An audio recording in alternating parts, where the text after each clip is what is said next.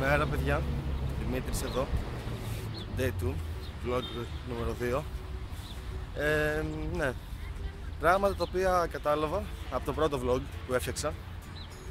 Πολύ δύσκολο να εντιτάρεις πολλά βιντεάκια μαζί όταν είσαι αρχάριος. Ναι, πιστεύω ότι θα πάει καλά.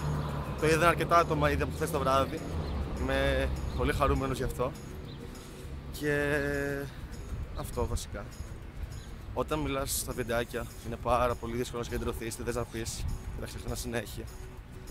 Γιατί πολύ απλά όσα θες να πεις μπερδεύονται και γίνεται σαν αχταρμάς και μετά πρέπει να το εντιτάρεις το βιντεάκι πάρα πολύ.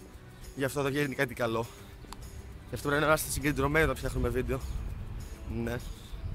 Χθες το βιντεάκι δεν είχε πολύ συνέχεια, δηλαδή σας είπα πάω στο σχολείο, πήγα στο σχολείο και μετά ξαφνικά τέλειωσα στο σχολείο. Μακριά να γινόταν έτσι όμως. Είχαν περάσει 7 ώρες. Αυτό. Και τώρα πάμε πάλι σχολείο. Ήθελα να σας πω επίσης ότι χάρηκα πάρα πολύ γιατί μου στείλαν μερικά άτομα μηνύματα ότι τους άρεσε το βιντεάκι. Όχι στο YouTube, σε άλλο τρόπο μηνυμάτων και χάρηκα πάρα πολύ. Και αυτό βασικά. Αυτό το έχω πει ήδη 50 φορές, το ξέρω. Το ξέρω. Αυτό. Θα τα πούμε. Βασικά όχι, δεν θα τα πούμε. Θα συνεχίσω το βιντεάκι λίγο πιο μετά. Γιατί τώρα θέλω να πάω να κάνω κάτι μικρές δουλειές. Από σχολείο δηλαδή. Και αυτό. Άντε.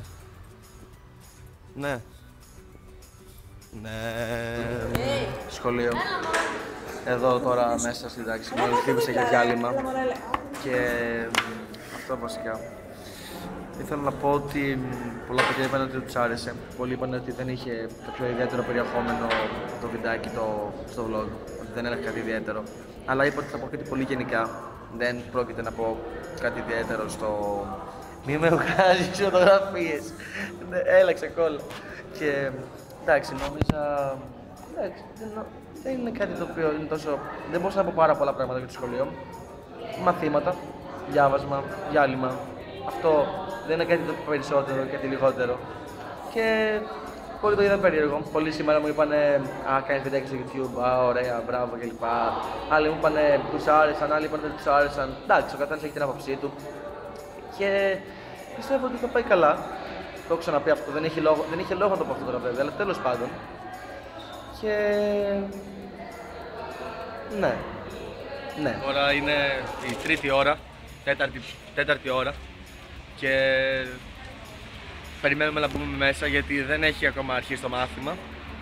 Θρησκευτικά έχουμε ούτως ή άλλως, τέλος πάντων. Και αυτό τέλος πάντων. Κυριάκο, έλα εδώ. Έλα εδώ. Ο Κυριάκος είναι... Α, δεν φάνηκε χαμότο, δεν πειράζει.